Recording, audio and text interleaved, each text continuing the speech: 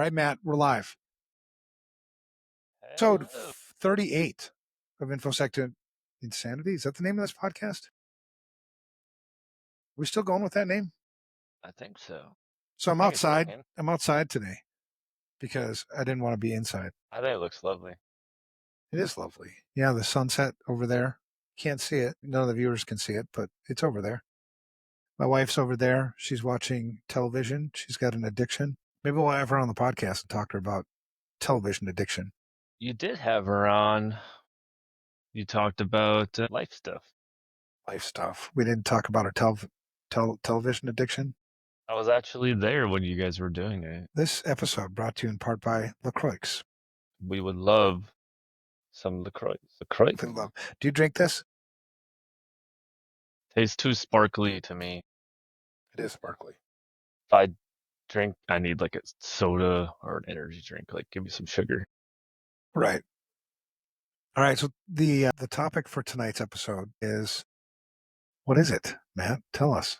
The topic is real help looks like. Yeah. So in your blog from when did you write this? This is a while ago. We're like behind on. You're farther on the writings than we are on the recordings, but it looks like because you release a couple of writings every hour,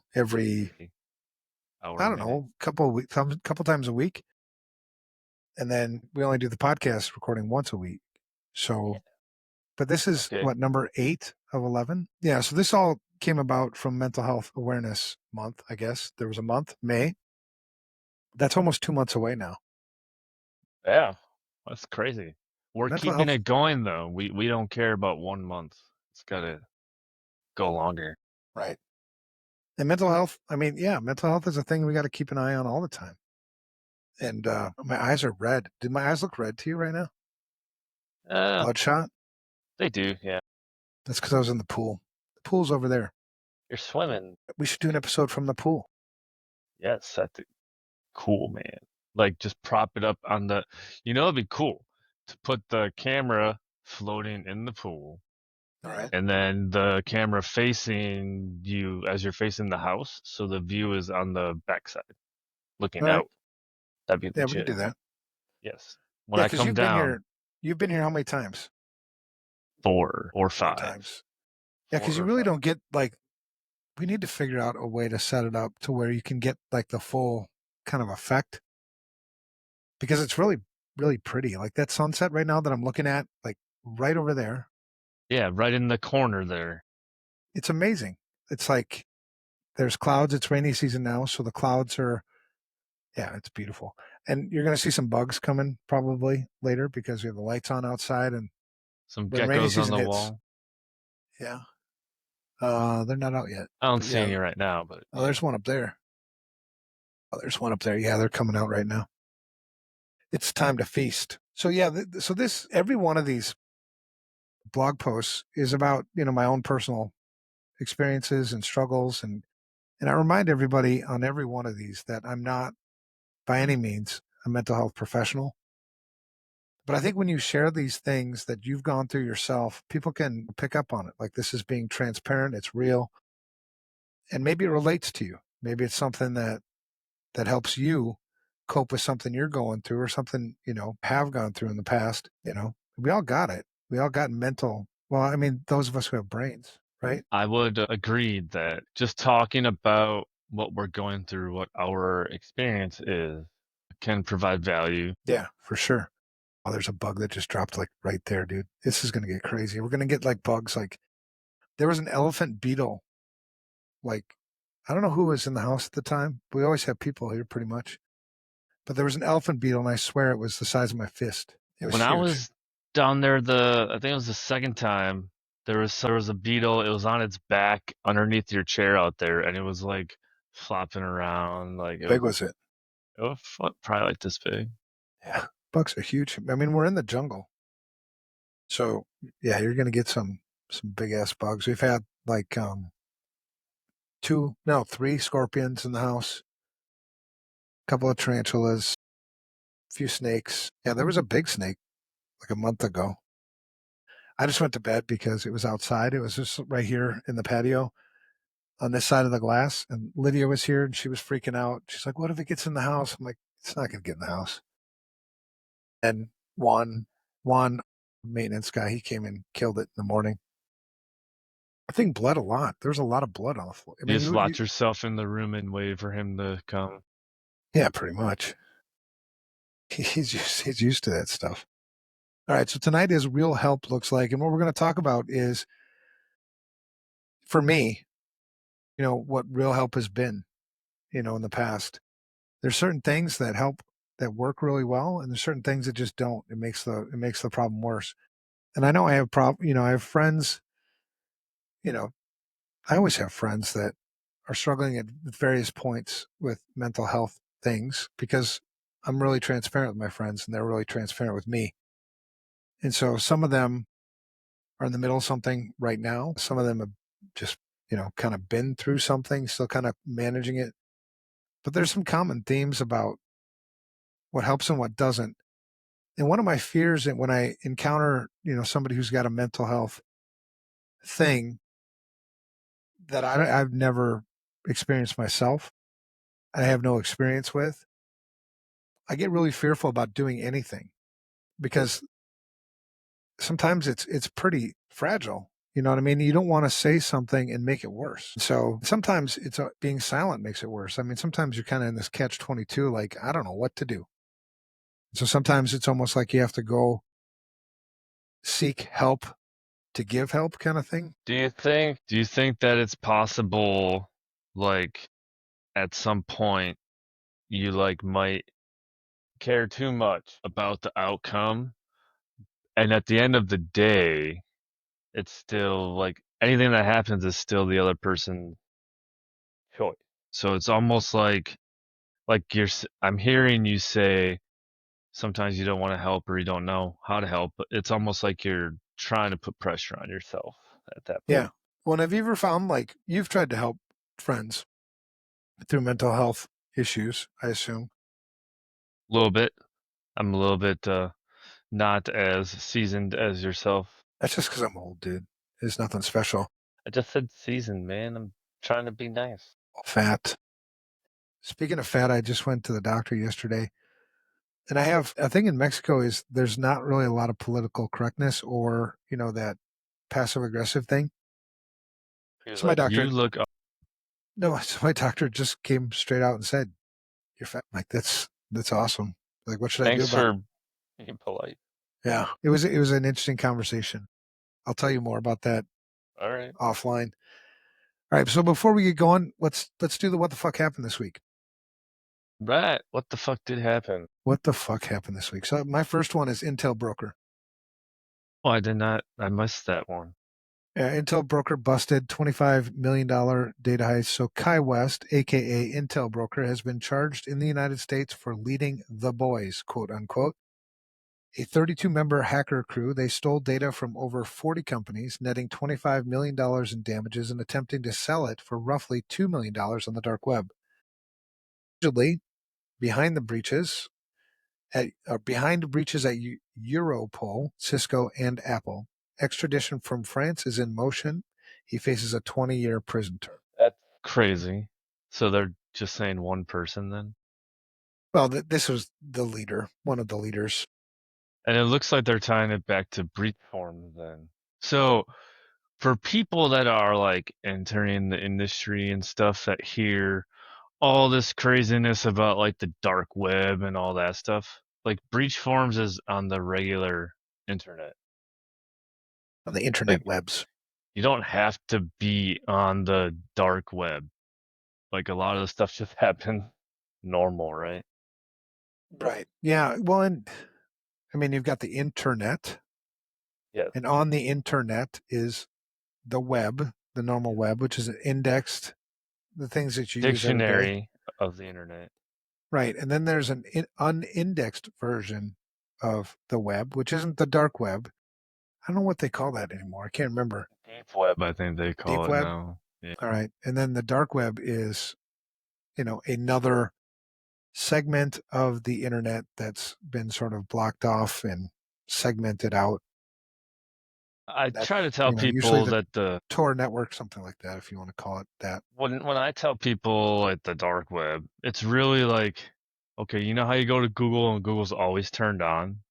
Like the dark web, they can turn their site off. Like it's not always online, it's not always published. Sometimes you go to the link and it's off. Well, and it's not accessible without going through, The other protocol. right, another network. All right.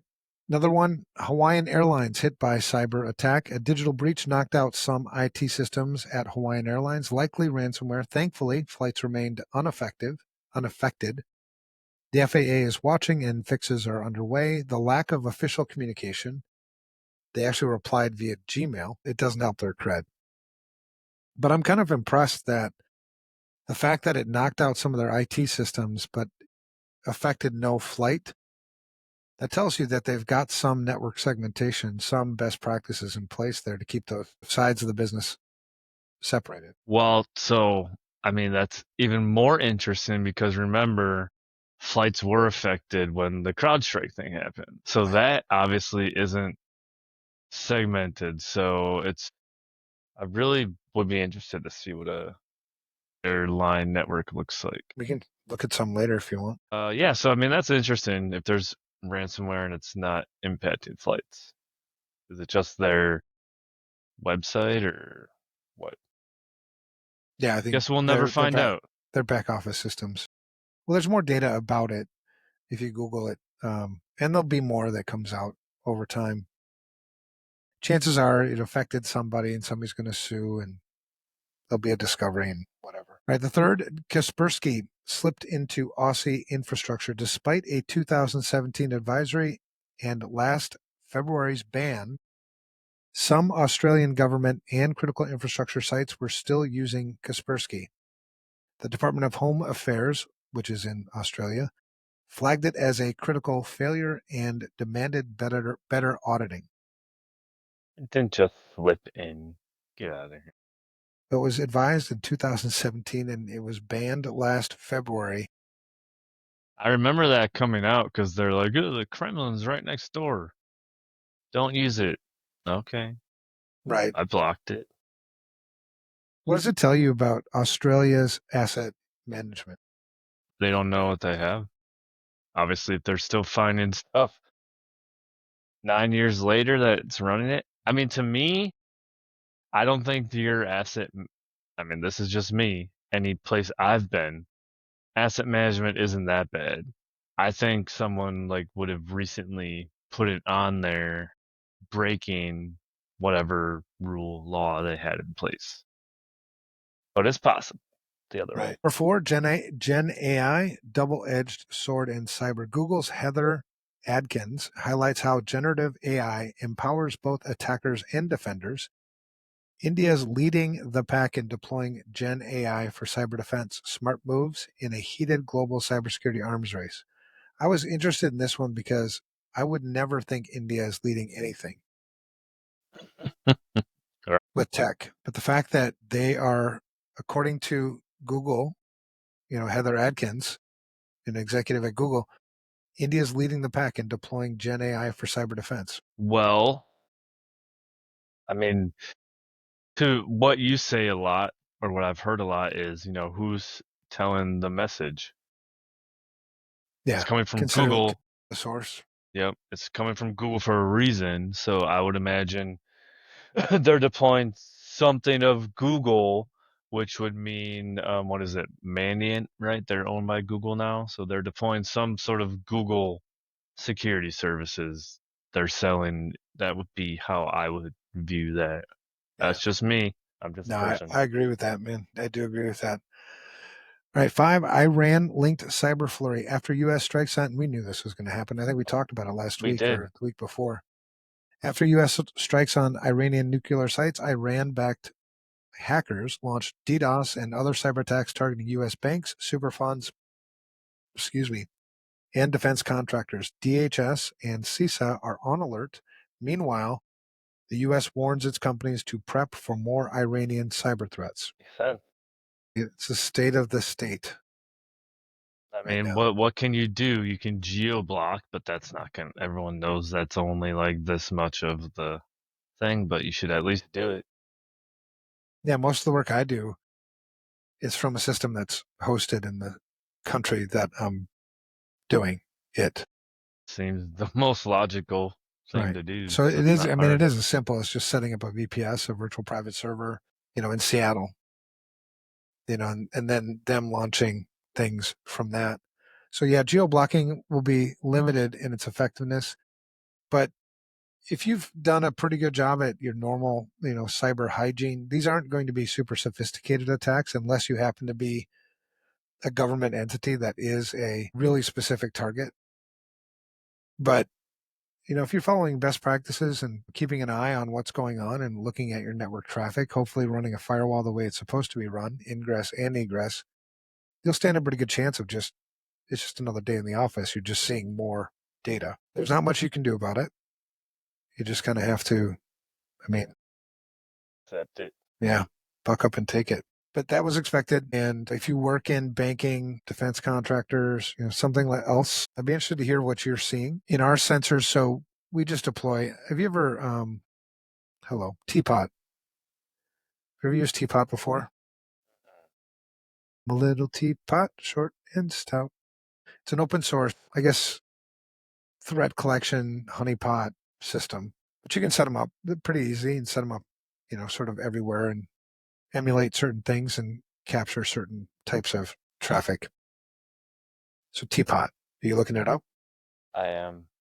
I've heard of honeypots, and like I know vendors have some honeypots, and they're probably all just ripoffs of this, I would imagine. Yeah, maybe. But if you're ever interested in just seeing a difference, you can certainly just, stand up a couple of virtual private servers, install Teapot, and take a look yourself at the differences in network traffic because they're also not super discerning. A lot of the state sponsored, it's usually a spray and pray kind of, unless you are, again, one of those very specific targets, a high value target. It'll be a lot of spray and pray kind of stuff. So you'll pick something up from Iran. All right, number 6, pro-Russian DDoS at NATO summit. This was really interesting. The Dutch National Cybersecurity Center reported DDoS attacks by the no-name 05716 group against Dutch municipalities tied to the NATO summit. Thankfully, there was no disruption to core services. So pretty ineffective attack, but It's a it's pretty large like group to right. target. And there was that other, what was the, like crap, I should have put this on our list today. But there was it was multiple terabits per second, 7, 9 terabits per second DDoS attack. That was something that Google had like 2 years ago or something, right? No, it was recent. There was another one that was recent. See if you can Google it. All right. And then, of course, the 16 billion password entries leak is still 7.3 terabytes. Cloudflare. Cloudflare. And when was that? That was last week. 7 days. Yeah. Damn, you're on top of shit, man. Yeah, but I forgot to add it to our list to talk about. Well, did you see the Canada thing? Salt typhoon compromising Cisco routers in Canada. This is 2 days ago. Canada says they caught, well, Canada and the FBI. Salt Typhoon was targeting Canadian telecom. Well, I mean, they just took over all of ours, so that would be expected. Abusing a flaw from 2023. No, it's only 2 years old. So, I mean, this is just so fucking dumb, these articles. Oh, it was a exploit that was a 0 day. Dude, that's 2 fucking years old. Well, the vulnerability is, but the exploit, right? Crazy. Patch your shit. Well, that's the thing, right? At what point, you and I talk a lot about accountability. And I started writing something, I think yesterday, about accountability. And I had 4 kind of key points. One is, and we've talked about these things, but when you think about the root causes of why there's shit for accountability in our industry, because other people, believe it or not, there'll be people that will argue that there is accountability in our industry. which I don't know I'd like to where have that. that conversation. I would love to have that conversation too. But the fourth key reasons, I think, and maybe we'll talk about this in another podcast, is number one, it doesn't hurt enough yet. So people aren't generally going to change things unless you get their attention and it hurts. And then it's like, oh shit, I'm actually going to change my password now because that hurt. The second reason is it's not an election issue. Oh, yeah, it'll never be.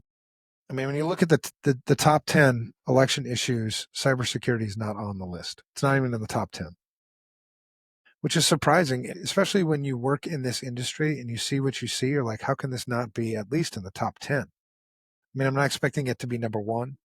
Number one will always be probably around economics, money, paying bills, but not even in the top 10. It's crazy. The third reason is lawyers. Lawyers don't want to change this, believe it or not, because they make a shitload of money.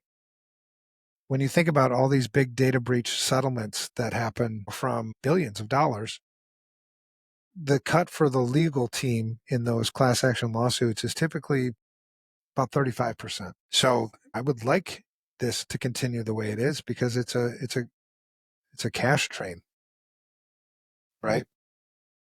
Well, so this is interesting. You're talking about like why it's not a priority. The New York Post just did an article 2 days ago where they're claiming tech executives say cyber attacks are number one or cyber threats are the biggest challenge to their business in the next 10 years. 64% of top 1,000 C-suite executives. That's a classic example of consider the source.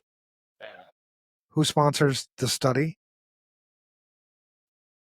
And how do they question, because, and while that might be true, that's different than an election issue. Right, but It's, so like it's if different from, because the only way you're going to get the laws to change is if you change the laws, and those are made by your legislators. If it's not an election issue, they're not going to do it. Now, lawyers, they're a huge lobbying group. I mean, they could, and most, if you look at how many, they could change shit overnight. right, but there's no need to. And then the fourth reason is big tech itself. They're making an assload of money exactly the way things are. Don't mess with it. Don't change it. If we Just keep actually had increasing prices.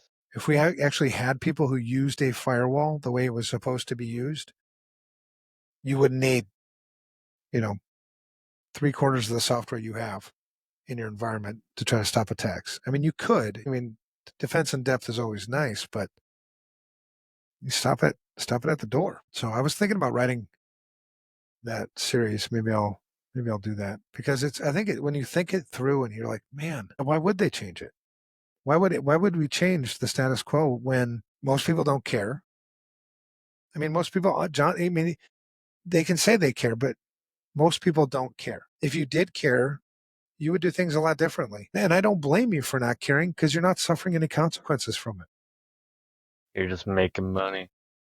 Yeah. So, I mean, mom and dad, when you're just buying new tech gadgets for your kids and plugging them into the network, you may not suffer much of any consequence. Even if that system is compromised and used as a bot in like a DDoS attack or something like that, you're not going to suffer from that. You wouldn't even know it. Whoever was targeted will suffer from it.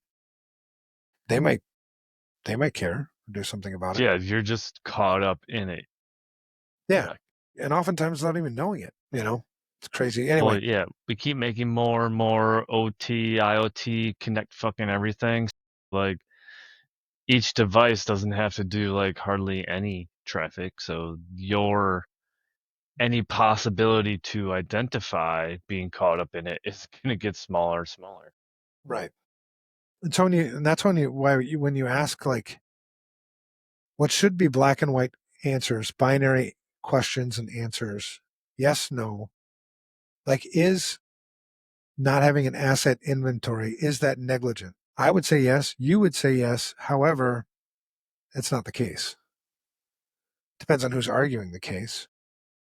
And a lot of times it'll get settled out of court anyway, right? It won't go to a jury where these things actually end up setting some sort of precedent. that we can follow. So we still sit here and question, well, is it or is it not? It should be a jury of fucking tech people, not normal people. Well, it should just be a jury that should be able to hear out the case, because truly a lot of these things don't go to trial. They don't go to a jury. They usually get settled out of court. And it's usually a negotiation that happens like, well, because the company, if they were the ones who, are being sued, they don't want it to go to court because then it goes through the discovery process and you're going to find out a whole bunch of things about the Them. stupid decisions they made. So they want to settle.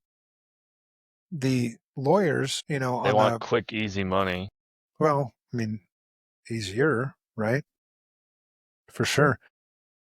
So then you never get this precedent of like, okay, is that negligent or not? I mean, what case law can we go back to and say, well, yeah, that's negligent? Or like having single factor authentication on the internet, should that be negligent? It's like, hell yeah, it should be. I mean, how long have Yeah. we been dealing with this? Why are phishing attacks still the number one way entry into any network? Because lots of people are still not securing things with multi-factor authentication or just turning them off. You don't even need it on. So anyway, Well, when you get outside the security realm, they're like, well, that's not how people are going to use it. Well, stop thinking about how they're supposed to use it. Like, that's what you're paying me for, is thinking about how it's not going to be used. And then you're not going to listen to me. That's the definition of insanity. when you hear a whole bunch of things about, when you talk about is this negligent or not, what you usually get from the legal community is, well, it depends. Well, it depends on what? Because obviously we don't want to be negligent. Nobody wants to be held personally liable for things, but we make a lot of shitty choices and nobody's suffering consequences except for the community, but it's spread out so wide, like across a large population of people, that they don't feel the pain personally. Because the company that ends up paying the, let's just say hypothetically it's a $50 billion, which that would be a big one, a $50 billion settlement. They pay the $50 billion. What do you think they do next? They try to figure out how they're going to recover the $50 billion. Increase prices on something. Exactly. Increase fees, increase prices, things like that. So eventually it gets passed down to whoever the customer was.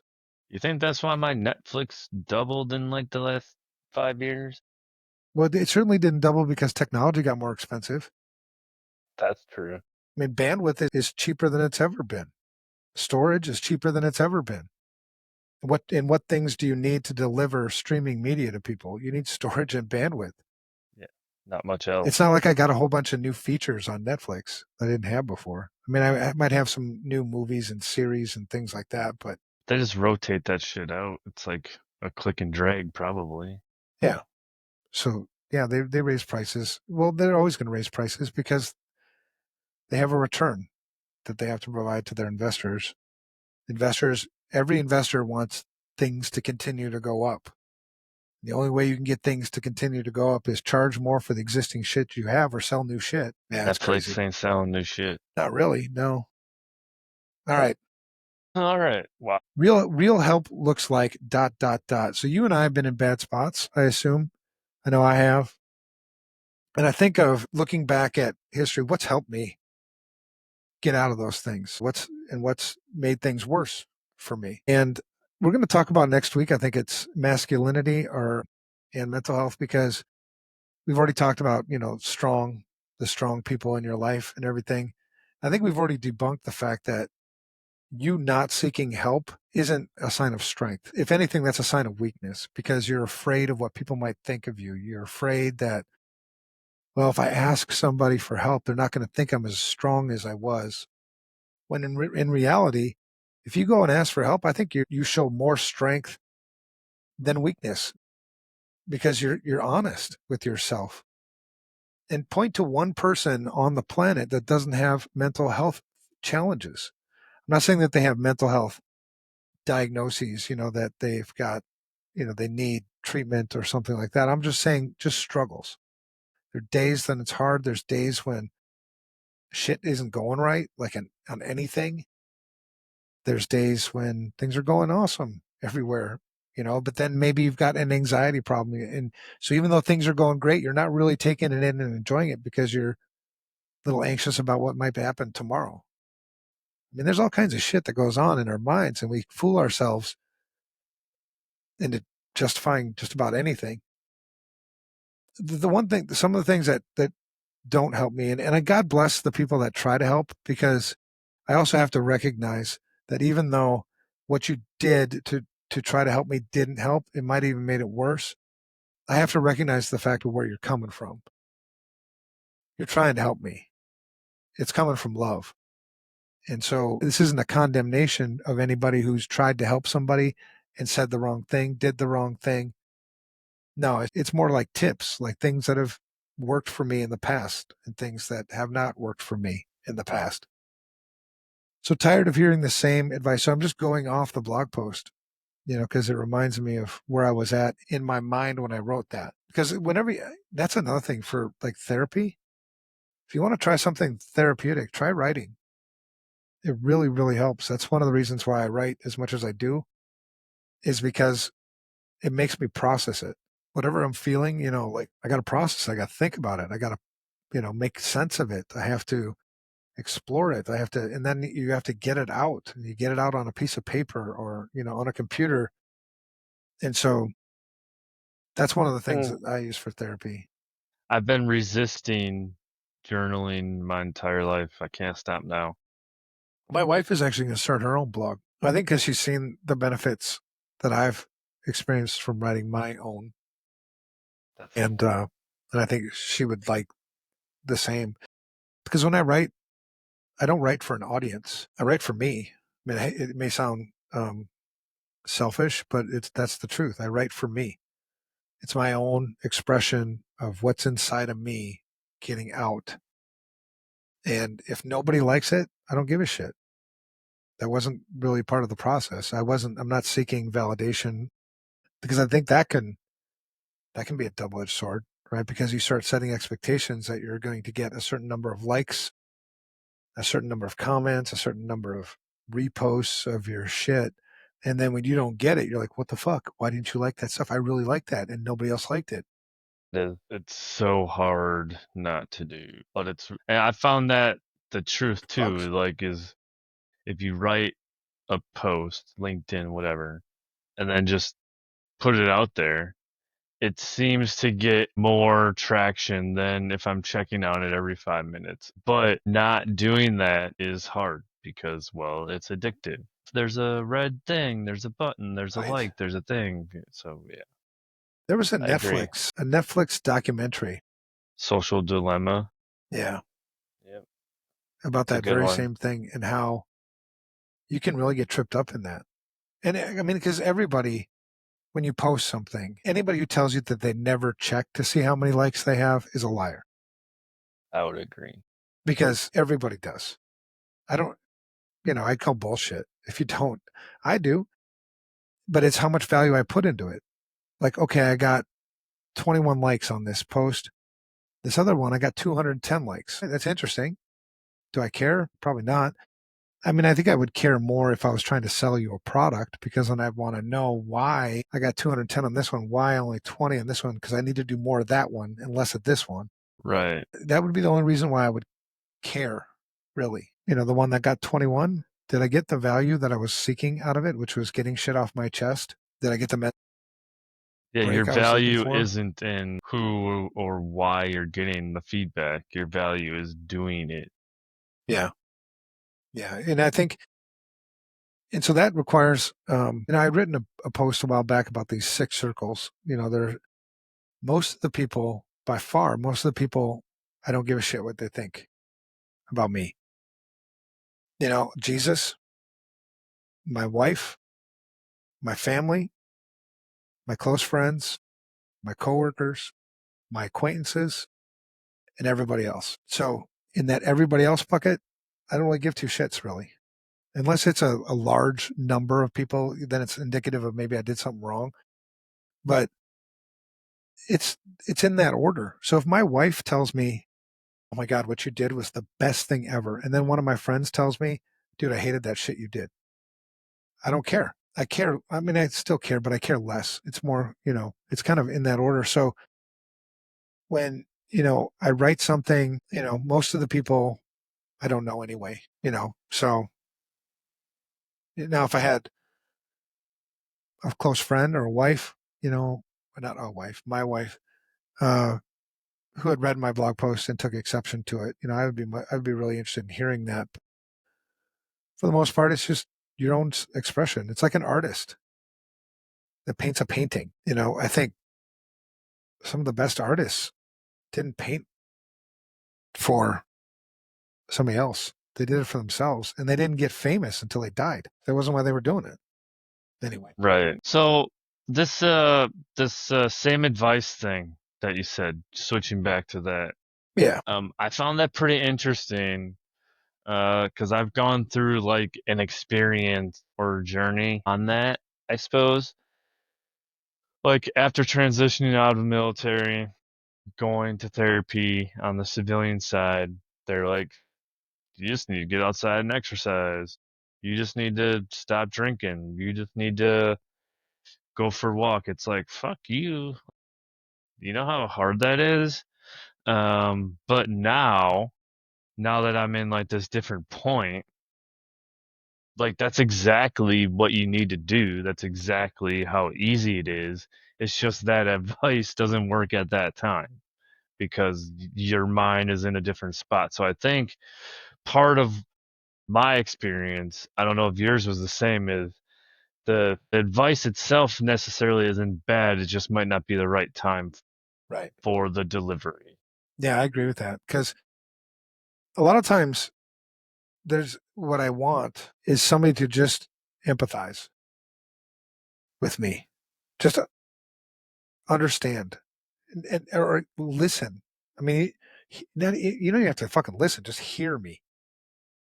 Just acknowledge me. Sometimes that is the beginning of then, which when you say that out loud, it makes me feel like I'm really super insecure. You know what I mean? But in those moments, I fucking am. You know what I mean? When I'm on the podcast talking to you, or I'm talking with most of the days, most of the time, I'm not insecure about anything. But there are times in my life where I'm really insecure right now, and I just need somebody.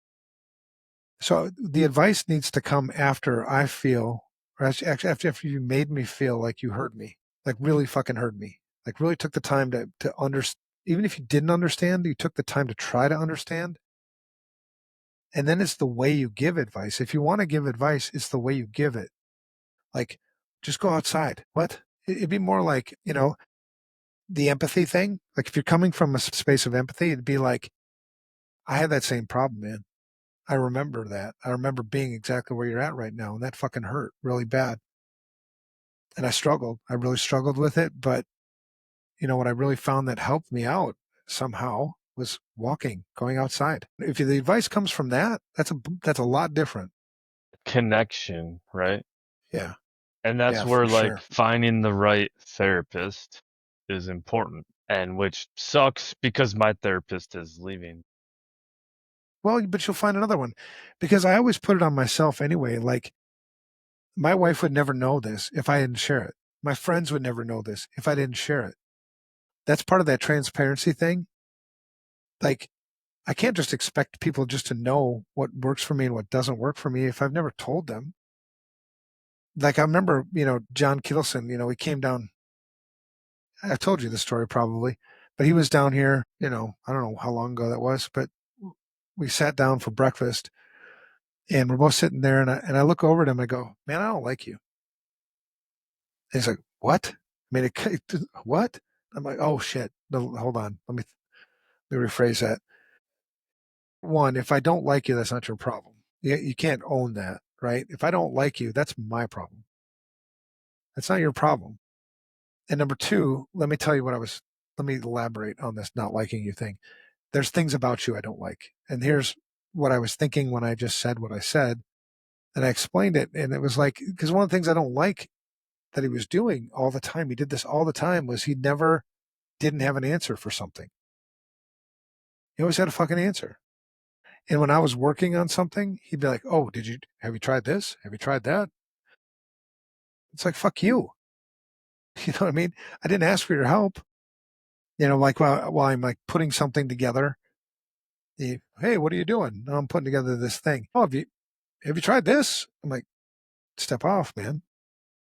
You know what I mean? When I want help, I'll ask for it. That's what was pissing me off. And so I shared that with him. He's like, oh, okay, I get it.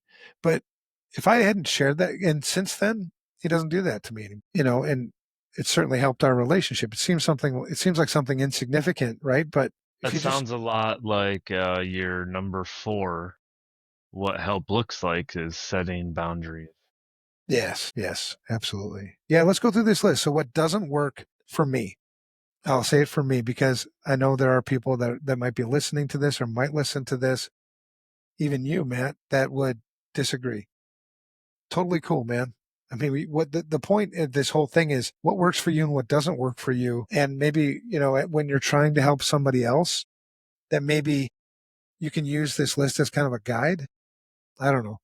But number one, what doesn't work for me is social media therapy. Social media has never made anything in my life better ever. I mean, for me, I think it helps, but it's only short term. And then, I mean, you can watch all about it, like you said in the documentary. They go into it in depth. Yeah, But there are things I like social media for. I like it for entertainment, but it's definitely not going to get me.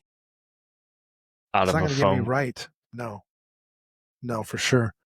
Number two is toxic positivity. When I'm in a shit and somebody, has the toxic positivity approach where it's like, it could be worse. I mean, look at all these great things. Like, stop, smell the roses. Take a look. I mean, it's fucking awesome. I mean, why would you ever be upset about everything? You live in paradise. Fuck you. I You obviously think don't understand the problem that I'm dealing with right now. I understand I've got all those things, but I'm still not happy about something. I don't know what it is. for me, I think that's another one of those like timing thing, right? If you're being positive, you're just trying to be helpful, But if you're going and to it's come just not the positive, right time. if you're ever going to bring the positive, you have to at least acknowledge the spot I'm in. Like, yeah, okay, I get it. That does suck. Yeah, Now start filtering in some positivity things, and I might buy into that. But not like trying to compare like, oh, you got this, you got that. That shouldn't suck. Yeah, that's the wrong approach. yeah, because oftentimes the way I'll interpret that is that you're minimizing my damn problem. You're basically telling me that my problem isn't really a problem. I could buy into that, which then would probably be ignorance. It's probably a problem that's going to come back later, or I'm just sucking it up. I'm not really dealing with whatever the problem is, but I'm sucking it up to tough it out because, yeah, it is paradise here. Yes, I love it. Let's do this. Let's go for a walk. But when I'm done with the walk, the shit is still there because I never dealt with it. So it didn't help. Problems don't disappear. We still are human. Yeah. And we're flawed. We're all fucking flawed. We're all fucking broken. There's not a single human on the planet that's ever lived besides Jesus that hasn't been broken, in my opinion. If you know somebody, let's meet. I'll learn how that works. So, number three, what doesn't work for me is over reliance on quick fixes. And this is what led oftentimes to my addictive behavior. This would be medicated for me. Yep. Yeah, it was a I shitty would day. agree. It was a shitty day. Let's go to the bar. Let's go pick up some bottles of wine and try out some new flavors Right. Right. because I like the try the different notes, right? Or let's get some different whiskey and try to sip on it. But you can't sip on it. Once it's popped, you gotta drink the whole thing. Right. Well, and if the paint's bad enough, I don't have time to wait for it to eat. I mean, let's get it over with. Let's finish the pain. Right. So caffeine, weed, booze, busy work, hookups, binge watching, endless scrolling, they numb, they distract. They're not the problem, and they don't fix the problem. They defer it. Oftentimes they compound it though. They make it worse. Binge watching and endless scrolling is where I am stuck right now. Endless Yeah, scrolling is getting better since I my wife deleted too. She's over there watching fucking TV again. Twitter again. She's over there watching TV. She won't come out here and deal with the problem, which is me. You need to you know, take care of the problem, not watch TV. So yeah, So I mean that's just like I mean, that's being open that, like, everyone has things. You're not necessarily going to be perfect, like we said. Right. It's okay Well, to not be perfect. and it's important for me in my circle of people that I really rely on all the time to get through things. It's important for me to share the things that work and the things that don't work so that they know. Because believe it or not, my wife really, really loves me. My wife, who's like my, probably my strongest, but also you, also my other friends, they love me. They want to help me. So if I told them these things don't work for me, these things do, I mean, they would all follow that, right? But you have to be transparent. You have to say, you have to share it. And you have to have this like intimate relationship. Like intimate does nothing to do with, like some people think intimacy means like sexual shit. That's not at all what it means. Intimacy, there's a pastor who said to me, intimacy is like into me see. Like, Into me, you see, yeah, yeah, internal. this is me. This is the real fucking me. That's intimate. There's no filters. There's no like, question like, yeah, well, what are you really like? I mean, this is it. What you see is what you get. And so when you have that intimacy with your friends and your friends have your best interests at heart, they're always going to help you. And it's a lifesaver. So anybody who's listening, it's a lifesaver, man. Now there's always going to be problems like when you talk, especially when you talk about mental health. These are the problems that I've dealt with. There are many other mental health challenges that aren't this simple, right? There's what, like autism, isn't that one of them? What's the one where shoot, it's totally escaping me right now. Narcissism. There's a lot of mental health things, man. Like psychosis. What's the shit? Anyway, there's a whole bunch of them that actually need more than this, right? Where you might need professional help, Social professional anxiety, diagnosis. Yeah. And speaking of ADHD. that, I'm taking a family member of mine tomorrow to their first ever psychiatrist appointment, and they're nervous. I'm like, I get it. I mean, I've been to psychiatrists before. It's Yeah. not the first time you go, but You my have God, to it's so helpful. start to create that intimacy. If you're not going to do that, it's not going to be helpful. Right. Yeah, And then that's scary to do with someone that you don't know. it is because there's no trust built Mhm. yet, right? But you have to start somewhere. And I give them like all the credit in the world. When you take that step of like admitting that you don't have all your shit figured out, that's a huge acknowledgement. There's so much value in life in just being honest with yourself. I mean, it's one to be honest with others, but it's got to start with, honesty with yourself. And when you finally, like I told you, when I stopped drinking, like when I finally realized that I was the fucking problem, that's when change happened. Otherwise, I'd still be drinking today. I'd still be blaming other people. All right. So what real help looks like for me, number one, therapy with the right therapist. Sometimes it takes time. Don't be Right. afraid to ask for a new one. No. Yeah. If there's not a connection there or, something, it doesn't take long usually for that to expose itself. And then you just look for another one, like you said. The reason why I like therapists or I really appreciate their perspective.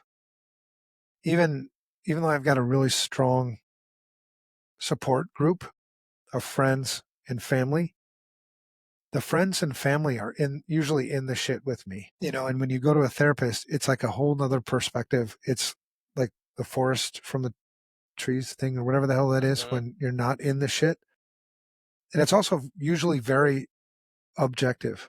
There's not a lot of bias when a therapist tells me stuff.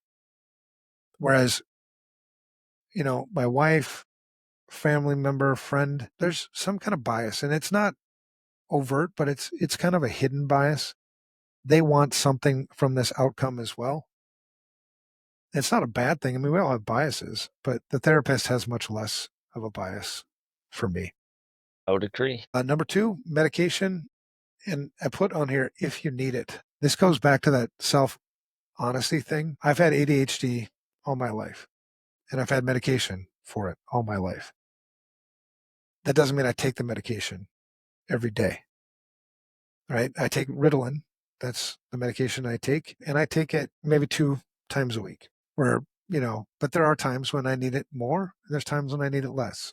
So it's that recognizing what's going on with myself, being honest with myself, looking at myself in the mirror before I point fingers at other people. That's usually what tells me, yeah, I think I need some of my medication right now, because it does help. It certainly, but I'm also fearful of being too reliant on it, too dependent. So that's why I try not to take medication unless I absolutely need it. But for like depression, it's a lifesaver for a lot of people. Yeah. So, uh, I I go back and forth on the medication thing all the time because I don't think it's very scientific, and I'm a scientific person. You go in, you see a psychiatrist, and they ask you these questions. It's like scale 1 to 10, blah, blah, blah. Do the things, you talk to them, and they're like, all right, you need this. And then you go through essentially, which is what I would say is an experiment, testing different things, seeing what works for you.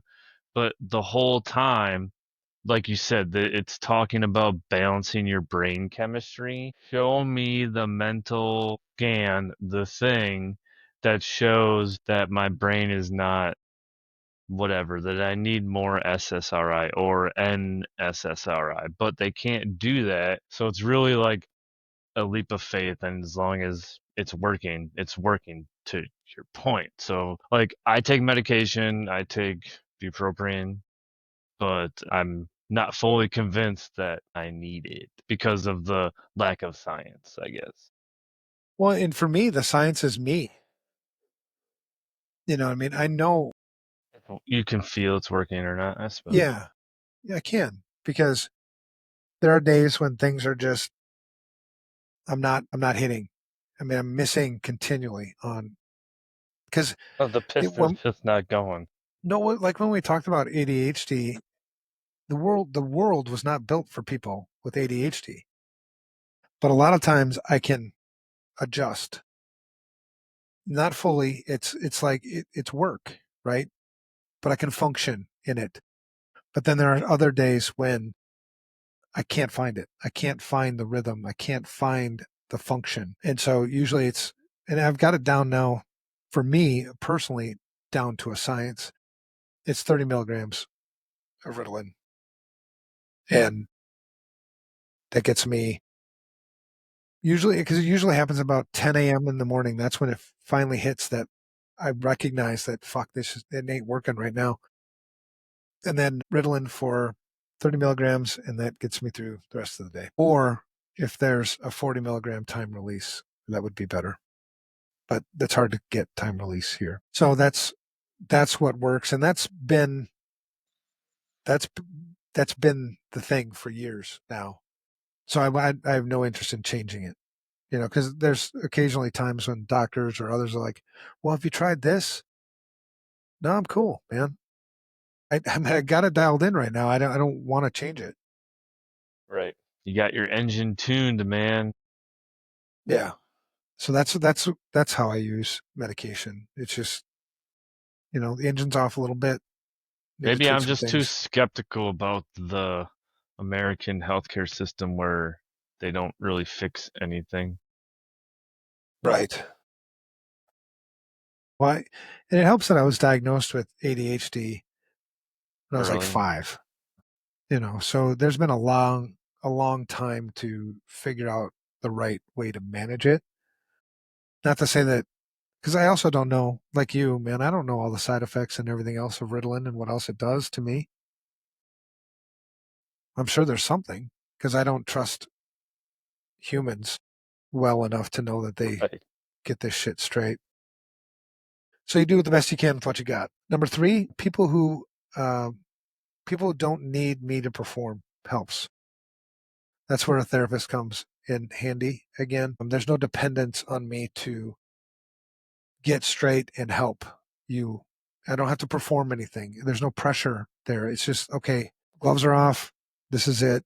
Um, that helps a lot. That's why Just being friends, messy, yeah, whatever. because I do have to explain to my wife sometimes why I talk to my friends at times and I don't talk to her about an issue that I'm having. Usually it's the performance thing. Because Right. eventually I do tell her, but You have to be a provider and yeah, all protector and all that, right? yeah, yeah, yeah. Sometimes it's the performance thing, and sometimes it's the empathy thing.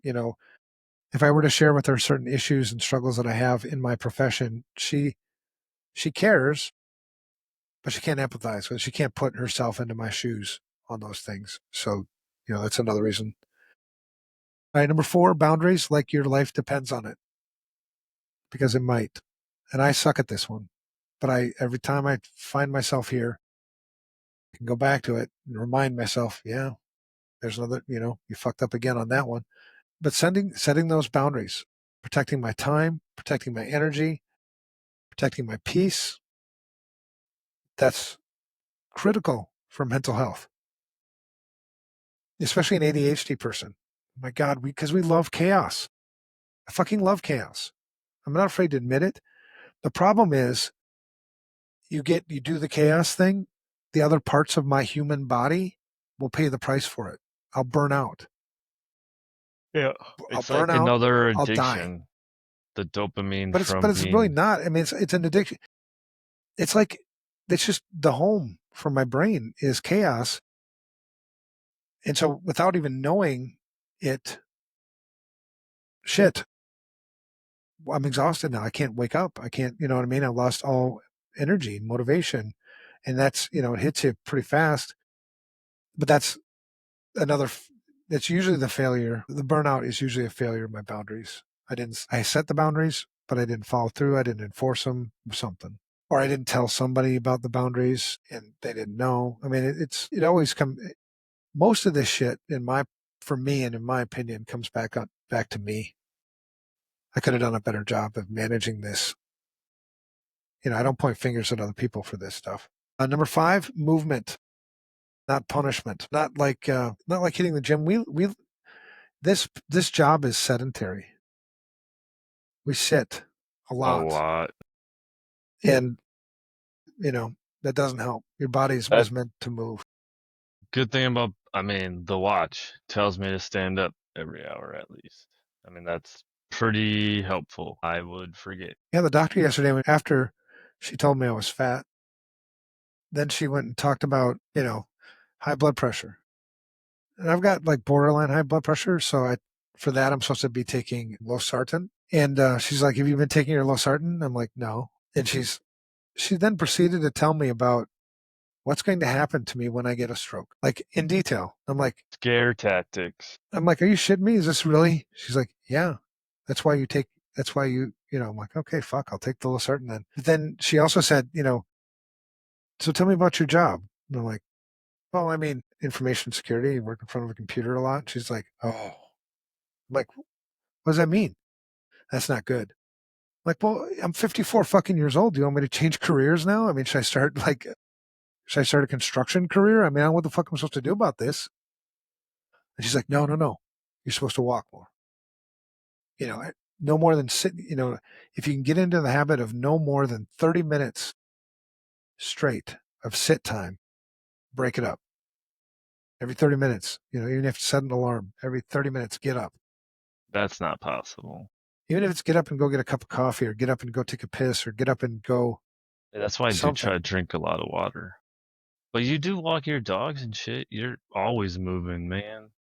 Yeah, I do move a lot, but it helps. This is a big reason. Going back to so summarizing this list, if you notice, a lot of these things about what helps for me isn't other people. It's Mhm. me sharing this with other people and then them coming back to this list and maybe reminding me of these things, maybe noticing things in my life if I've been transparent with them, noticing things in my life where I haven't been following through. So my wife, so let's say I'm struggling with burnout or whatever, and it's obvious. My wife, and it would help me to maybe point out, "You've been working a lot lately," because I shared with her that that's a thing for me.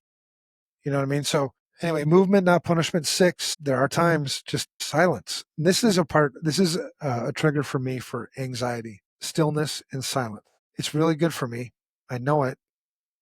but I get anxiety from it that I have to You don't overcome that. like it. No, no. That's why I can't sit and watch a movie. I can't make it through an entire movie. I could never binge watch TV because I can't. I got to do something. You know, I mean, if I have days that I don't feel like I provided any value or accomplished anything, it's a shitty day for me. Where it shouldn't be like that. My therapist is working hard on me with this. Like, it's okay to not do anything. And I'm like, well, what the fuck am I supposed to do when I'm not doing anything? He goes, you missed the point, Evan. You're not supposed to be doing anything. I'm like, well, what the fuck is that? I don't even know what that is. Like, just sit here? Yeah, just sit there. Like that. Being content, you've talked about that. Well, I'm content in like my life and my lifestyle, but like just sit here? Yeah, that's what I'm trying to figure out right now. Right. So I enrolled in a meditation course to try to figure this out I'll send because you it does actually help. I'll send you a podcast I use sometimes. So sitting in silence, turning off the noise. So that does actually help shutting down the computers. I'm still not sitting still, but The computer gives off fucking white noise and energy dude, vibrations and shit. So like, and not just that, but fuck, man, why do I always have to be reminded about what's going on the other side of the world when I can't do anything about it? It doesn't affect me, yet it's yes, taking up my mental cycles.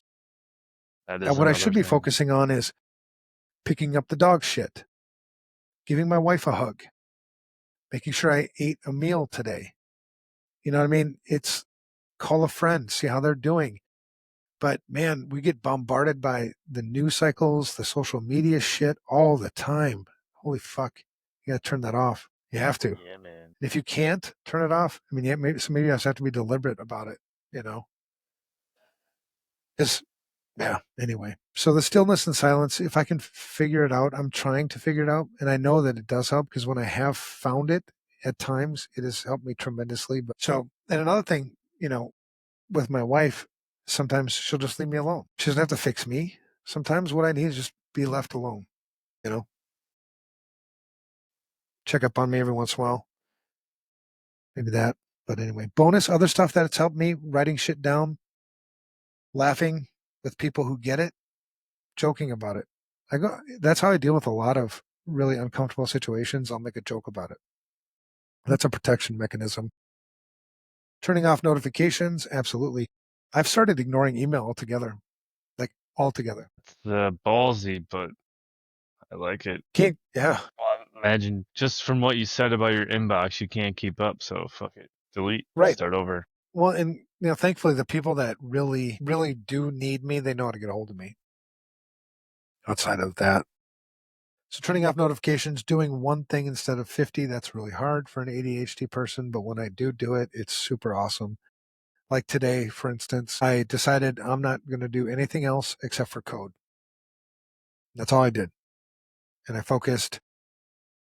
I mean, it was probably a good 6 hour session of just coding. And when I got done with that, checked in my code, I was like, that felt so good. Just felt really good. It felt good to get deep. It felt good to get focused. It felt good to just one thing. So I don't do that enough. I wish I did because I love it. Petting my dog like it's therapy because it is. Yeah. There are times when the cool thing is my dogs really, really love me. So I have 5 of them.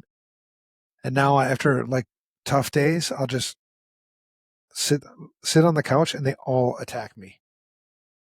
And I just take it in and they're all licking me and they're all like, Rita for some reason likes to stick her tongue in my ear, which is weird. But yeah, just take that in. That definitely helps me too. And just admitting I'm struggling before I crash. That's hard for me.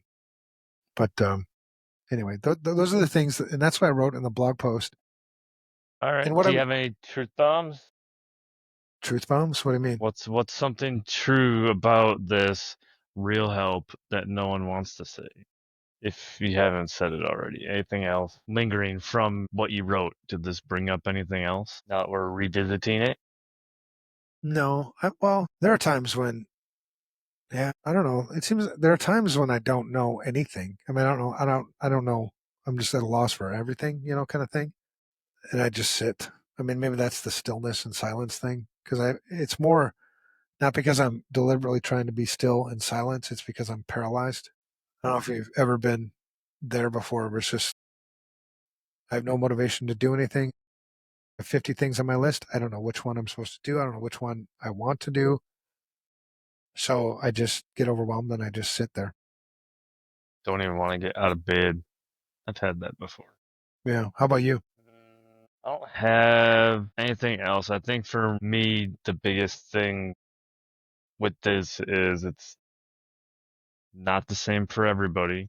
And it's No, not always the right it's not. time for like advice. And I think that's what you mentioned before, like listen, don't try to like solve it right away or judge it or Yeah. minimize. There you go. That's what you said. I think trying to keep those few things in mind is helpful. Yeah. But no one's perfect either. So No. No, and hopefully in any of this, I didn't sound like I had it all figured out because I don't. It's like, and that's probably one of my biggest fears is feeling like I got it figured out because I know that as soon as I feel like I've got it figured out, some shit's going to hit me hard. I try to stay humble in that, like, keep my eyes open, situational awareness, do my best not to have expectations for myself or anybody else. Because when I set expectations, I set myself up for disappointment. So just try to take every day and do the best I can with what I got today. And my dad gave me really good advice. He said a real man should go to bed exhausted every night. And so do you it's not, think you carry that a lot? yeah, I think I do. But he was also very clear that that doesn't necessarily mean accomplishment every day. It was that you gave your best every day. You worked your ass off every day and you went to bed exhausted. So sometimes I get that mixed up because I think, especially in the business world and competition and all that stuff, you try to get shit done when sometimes the things, because I've noticed that too. Like I'll get a whole bunch of shit almost done, and then all of a sudden 50 things get done. You know what I mean? It's like it comes in like bunches. Maybe it's an ADHD thing. I don't know. But yeah. And what I would encourage anybody who's listening is be honest with yourself. Come up with your own list of things that don't help you and things that do help you, just like I did. And then if you have a support group, support structure, share it with them. If you don't have a support structure, well, then let's work on getting one, right? And then sharing these things so that they know because they might come along thinking that they're helping and they're not helping, and you're mad at them. They're mad at you because they're trying to help and it's not helping. You know what I mean? It's avoid all that shit and just get honest, right? Make your own list, share it with people. It's a good idea. Because you're right. For me to think, and that's why I wanted to start this podcast off with, for me to think that my list is going to work for you, maybe some of the things might work for you, but you're a different person. You got different, you may or may not have ADHD. You've got different personalities, different likes, different backgrounds. I mean, you're just a different person, right? So this list may not work for you. Some people get energy from people and they recharge being around people. Some people That's not me, recharge right? alone. Yep. Yeah, I'm an introvert. When I'm around people, I get exhausted. Not that I don't like them. I may not like them, but it's more that I'm just tired. That's how it works. All right, that was a good episode. Did you find value in tonight's talk? I did enjoy. Now, the challenge that I've run into, right? You said, well, here, think about the things. Well, right now I want to, but I more than likely won't because that's work and stuff I don't want to uncover. So I think about it like in the moment right now, process it, but I don't write. So it's almost like it's just in one. Maybe that's what they mean when they say in one ear, out the other. Maybe that's something to think about. What's that? That Interesting. you, that you didn't process it? Well, like I'm processing it now, but I didn't write it down. I didn't do the work, and it's just like gone. Maybe that's what that means. Maybe I always thought it meant you're not listening, but I am. Maybe it's just not doing the follow-up work.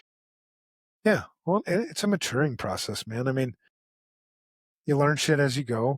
You make mistakes. You try to adjust. You know, it's just like a process. It's never a destination either. It's never like, oh, I finally figured this shit out. It's just you just keep learning, May peace be the journey. Cool running. right? And I think try to be that person for somebody else. You know, try to be. You know, a lot of times you're going to get more in return than what you gave, right? But if you start with giving, you get a lot. You get a lot in return. So think about the people, like we've been saying in the other, episodes that led up to this one. Check in on your friends. You know, have discussions. If they're truly friends and you're, like close, why couldn't you talk about things like this? Like, hey man, when you're in a shit spot, what things help you? What things don't help you? So that I can play the game right. You know, is that off limits for us to talk about in our relationship? It shouldn't be. I mean, if they're truly a friend or a spouse, maybe family member, your therapist. I mean, ask your therapist or have your therapist ask you, these questions. Because it's a great exercise. I know it was for me. It helped me really internalize and process. Like, yeah, what does help me?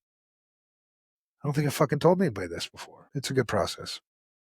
All right. So next week we've got masculinity and mental health. We're masculiniters, aren't we? Masculinitor? Masculinity. Masculinitar? Are we going to have let's have Steve back. I added him to my calendar invite, so I should chat with him today. He had something going on, so he has the invite now, so we can plan on him being here every week, and I will work to keep him accountable. No, Yeah. it won't Cause be he's every week, awesome. He's but got a great perspective on a lot of this shit. yeah. All right. Well, that's it. We'll try Don't to add forget to something. read. Oh, go ahead. I was gonna say, don't forget to read the blog. It's down below. Don't forget to like, subscribe. Keep paying attention. Evan will be dropping more unfiltered truths every week. All right. Good episode, man. Thank you. Have a good night. All right. It's done.